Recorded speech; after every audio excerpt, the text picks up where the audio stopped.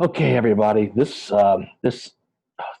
section on addiction and drug policy harkens back to some material we covered at the beginning when we did bioethics and medical scarcity, and we watched the documentary Heroin on the opioid addiction problem in Huntington, West Virginia. And this just expands and elaborates on some of the issues we covered then.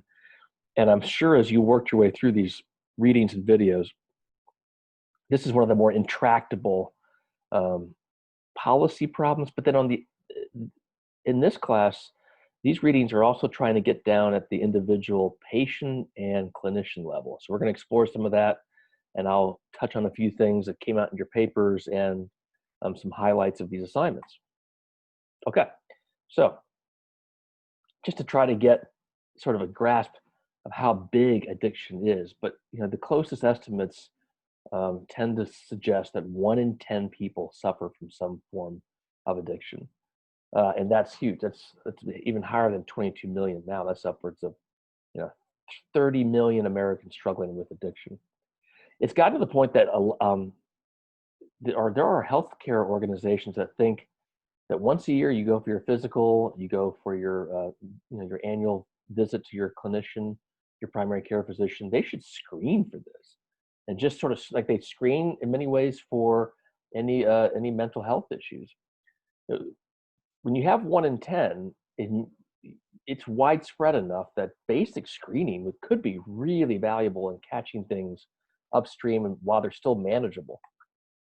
One of the first articles we read was the doctor's painful struggle with an opioid addicted patient, and this is Dr.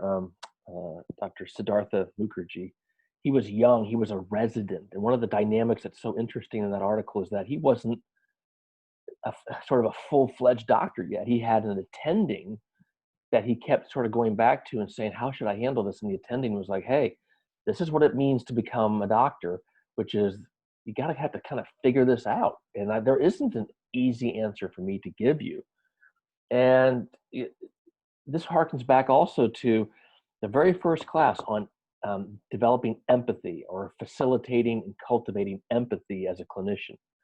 And if you have a patient you think is not being honest with you, that thwarts the empathetic relationship, because all of a sudden you become distrustful of them, and then they become distrustful of you because you're not giving them what they want.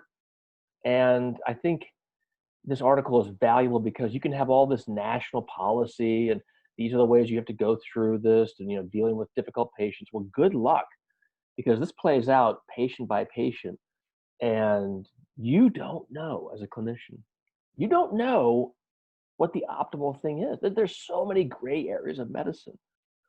And I've actually had students say that they have not been believed by a clinician at one point for one reason or another. And it is one of the most frustrating things when you are not believed, when you tell something very personal about yourself to a clinician and they don't believe you. So, doctors don't want that to happen, but is there drug-seeking behavior by patients? Oh my gosh, yes. And they will doctor shop and move around and look for whomever is the weakest link or the one most likely to give in. And you can have too much empathy and end up fracturing the relationship, and it doesn't help the patient at all.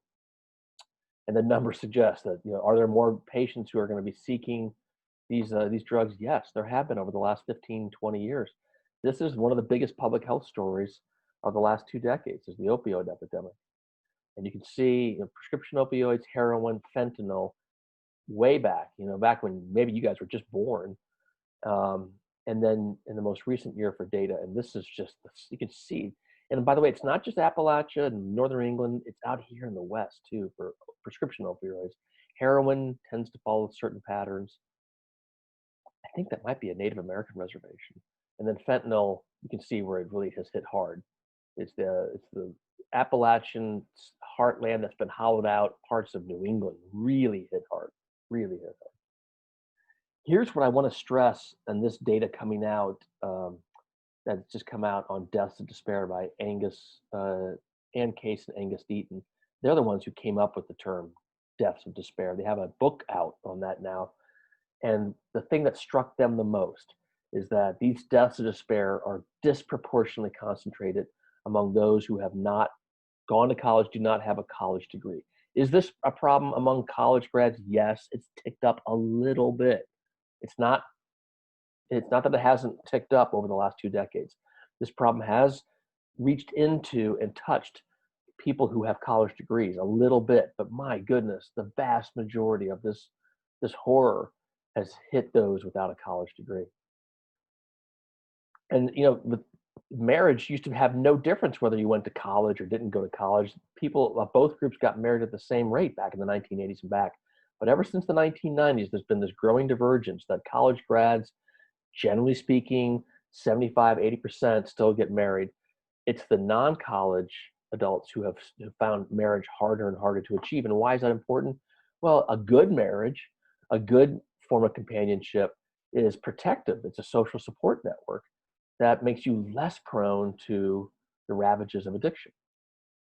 Chronic pain more widespread among those without college degree. Those who without a college degree drink more and tend to be more unhappy.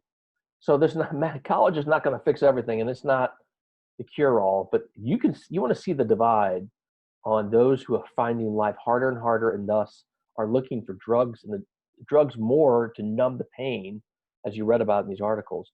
It's people who don't have the opportunity to go to college. And so this is one of those interesting takeaways, making college more affordable, making it more accessible, opening up college to more and more people with less and less debt could be one of the best public health achievements we could ever accomplish. And it's not even health, it's education. I included this article of magic eraser juice. It won all kinds of awards. It's by an EMT, clearly, who's working on going around town and Narcanning people. And I just thought it was so valuable to have a first responder's perspective, because you can have all these policy people. Excuse me, I'm sneezing. Excuse me. It's so great to have policy people and pie charts and PowerPoints and graphs. Man, do we need to have boots on the ground intelligence from people on the front lines? And I think it's just that she even says this. She says, I've heard a lot of non-medical folks ask me about fentanyl lately. What's it like? It's awful, isn't it? They should do something about it right away. Well, sure, I guess. Who's they? I love that you're sitting at a mahogany table on the 34th floor trying to double-click a solution out on your laptop. I love the effort. I really do. But I'm watching Letitia, the scooter mare, wearing the gloves we gave her, dig through her purse, and the ghost behind her plunge the needle into his vein, and lean his head back and exhale. Just close his eyes and breathe the syrup into his blood and give a little shiver, and his whole world gets soft, and you're up in your apartment. And I know you can hear the sirens, but we look like ants from where you are. How many times in life there's the problem? The war on drugs is being led by people on the 34th floor who don't have an iota of knowledge of what they're talking about. They're way the heck too disconnected from the problem we are trying to solve, right? It's like huge, massive educational bureaucracies trying to tell teachers from the 34th floor, way out in whatever circumstances they're facing, here's how you get your students to do better. And the teachers are always like, thank you so much. Come walk one day in my shoes. Come walk a week in my shoes, and then come up with your policy and your PowerPoint and your plan for solving X problem. You need to come out here on the front lines. I hope you guys, even though I gave you guys a skip on this SAC paper number 17, this Andrew Sullivan article is one of the best ever written on analyzing opioids as a phenomenon, their history, what they illustrate about our society today, why it's impossible to get rid of them and prohibit them.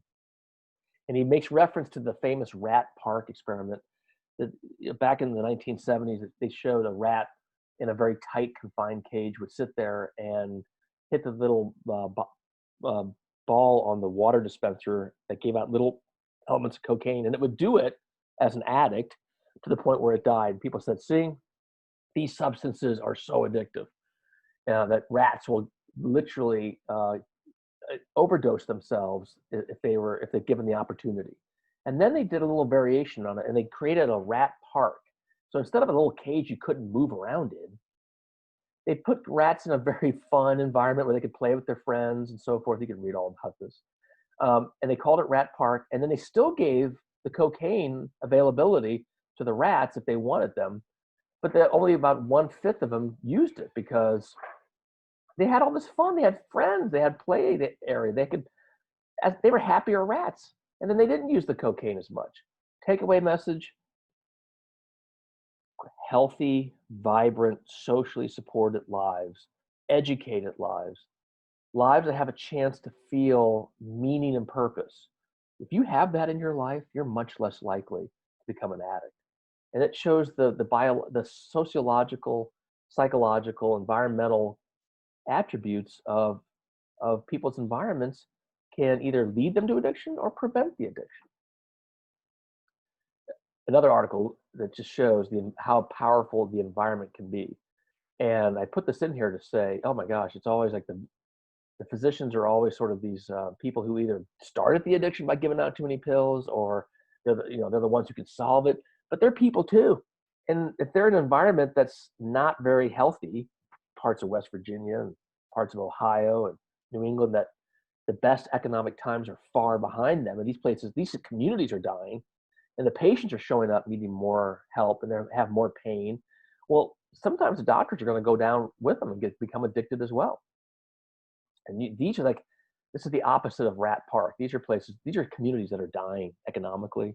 And when you die economically, and there's less and less chance for gainful employment, and that gainful employment allows you to have time for recreation and church attendance and civic engagement and time to be with your healthy family, and the fact that you have a family. If you live in a place that doesn't have those things, or they're on the decline, lo and behold, where do you see, back in that map, where do we see this problem the most? We see them in the places where the economies have died and the communities are dying. So these problems with opioids are symptoms of dying communities and people who are dying with them. And oh my gosh. When did the war on drugs begin? 1971. Let me show you guys this real quick. Because you probably don't remember Richard Nixon at all. Trap music. Cut it. It's known for its heavy bass, aggressive drums, and, if you're listening hard enough, drugs. I'm in love with the coco. I'll be in the kitchen cooking pies for my baby. But here's what's interesting. Even though the faces of trap music are mostly young Black men, drug problems cross all color lines and all class boundaries. If you picture a drug dealer in your mind, you're probably picturing some Black kid standing street corner with his pants sagging. Plenty of drug dealing happens in the hood, but it happens everywhere else in America as well. So why do we so strongly associate drugs with urban communities? Turns out this is not entirely by accident. America's public enemy There he is. #1 in the United States is drug abuse. When a wave of heroin use and drug-related crime hit big cities in the 1970s, leaders were desperate for answers, and President Nixon declared a war on drugs, initially focusing on it as a public health issue. If we went after it as a health problem, I think in the long run we'd get both a reduction in crime and a reduction in addiction rates. Places like Baltimore had success helping users rehab with methadone clinics, but in places like New York, they caved to public fear and pressure and opted for policies of punishment. And you have more people incarcerated today in prison just for drug crimes than all of the people incarcerated in the year 1980.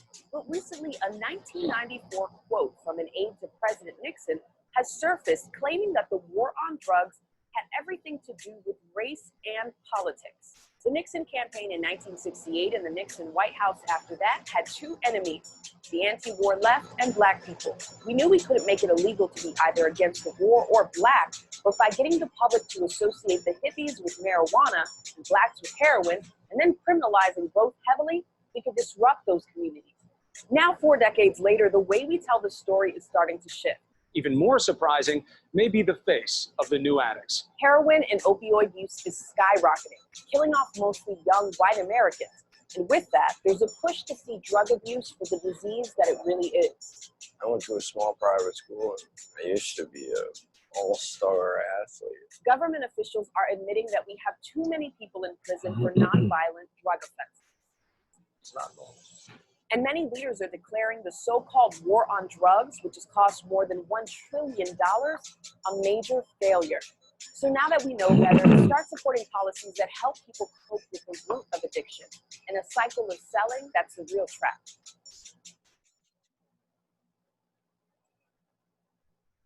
The war on drugs now, almost 50 years old.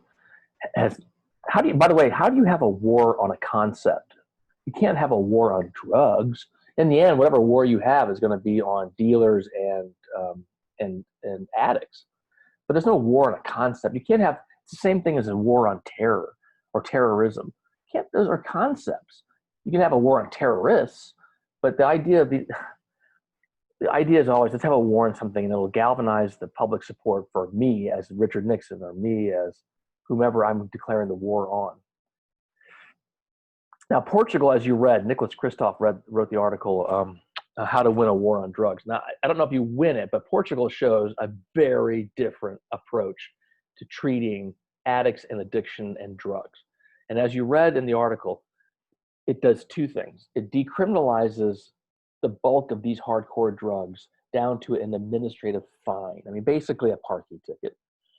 And it still keeps laws against dealers. So it doesn't completely make this a free-for-all and say, hey, have at this stuff.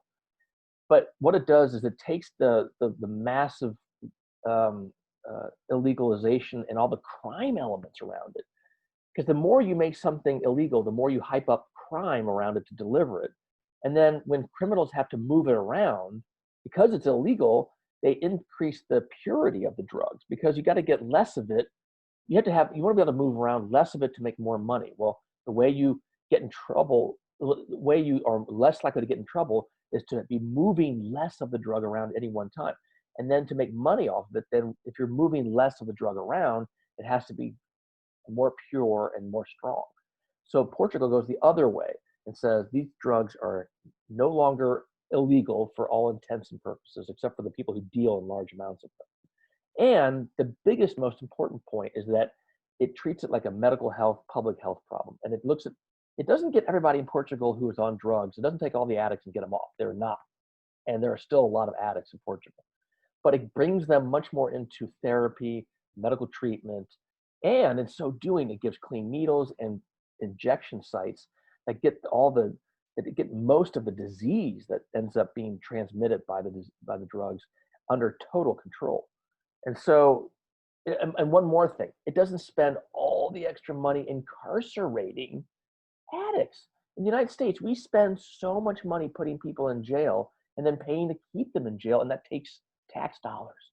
Portugal takes all of that money and uses a lot less of it, and then uses what it has left behind on dealing with treatment, supervision, much cheaper upstream interventions. So it has the second lowest fatal overdose rate. It's lowered the rate of HIV and hepatitis transmission. The amount of crime associated with these drugs has fallen significantly because there's not all this fear around it because it's not illegal. And again, incarceration has gone down significantly. And then from a public health perspective, drug-induced deaths per million population. So a per capita figure of how many people die of overdoses. Well, here's Portugal, right? 6 per million. And then the United States is the highest, 185 per million. So I'm not sure, as I wrote in the discussion prompt, I'm not sure the United States could ever do what Portugal has done. But Seattle is trying it out. Dayton is trying it out in their own limited ways. Little individual cities, Seattle's not little, but individual cities are trying to experiment with the Portugal approach because in these places, even law enforcement's realize that it's a waste of time. It's a waste of their efforts. They could be spending their time doing other things. And by the way, the police now are going to be really looking for things to make their lives better and improve their image. And you guys watched the TED Talk by Ethan Nadelman about the history and the trade-offs and the illogical approach to which drugs we do make legal, like alcohol and tobacco, and the ones we don't make illegal, who've been associated with racial groups in the past. And there really isn't any rhyme or reason to why some drugs are legal and other ones aren't. And we could actually make a lot of improvements if we just did a lot more regulation and made all these drugs something that we can more closely monitor and try to approach from a public health and a regulatory perspective. It wouldn't solve all the problems. Even he said he was divided at times about there would be some trade-offs and some things you'd have to put up with. And I'm not even sure our culture could ever accept it. But he has this quote, "We won't win until the average parent believes drug reform protects kids better than the current war on drugs does." And he makes a note that I'm sure a lot of people can relate to. The war on drugs is in many ways an extension of parental fear over anything bad happening to our kids. And that fear has been around forever. And you have to, the instinctive fear is drugs are bad, make them illegal and go after them with law enforcement. But if history's ever shown us anything, that doesn't really work on a big scale. It just doesn't. There's no evidence to suggest that it works. But there's plenty of evidence to suggest it doesn't work and costs a lot of money and causes a lot of collateral damage along the way. Michael Botticelli says the same thing from an alcohol perspective. Really interesting take on the different levels of stigma that even as a person who spent a long time trying to work his way up to coming out of the closet and being an openly gay man, it's a lot more acceptable now to say that you're gay than it is to say you're in remission from addiction. And I want to close off this section on addiction by referencing Emily Smith's TED Talk about happiness, meaning, and purpose. Because if you go back to the Andrew Sullivan article, where is the opioid epidemic raged the most? In places in the United States where meaning and purpose have bottomed out the lowest. It's not that opioids don't get into places where communities are thriving and employment is high and marriage is high and there's a lot of parks and recreation and a thriving arts culture. Places like that tend to be doing well, and they tend to be places where you don't see the opioid epidemic and the heroin epidemic and the fentanyl epidemic raging. Thriving communities with lots of civic engagement and marriage and all the things that are indicators of social cohesion and social supports aren't the places where opioids are ravaging. Where are opioids ravaging people and first responders and hospitals?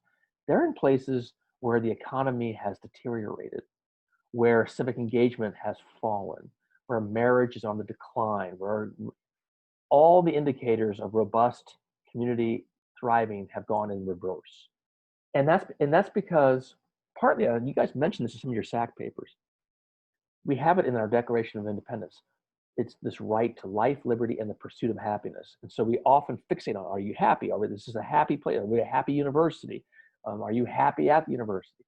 And her point is happiness comes and goes. It's fleeting. It's an emotion.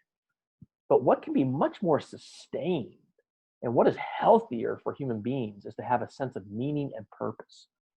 And places that have drug addiction problems also have problems with meaning and purpose. And so, of course, they have a happiness problem.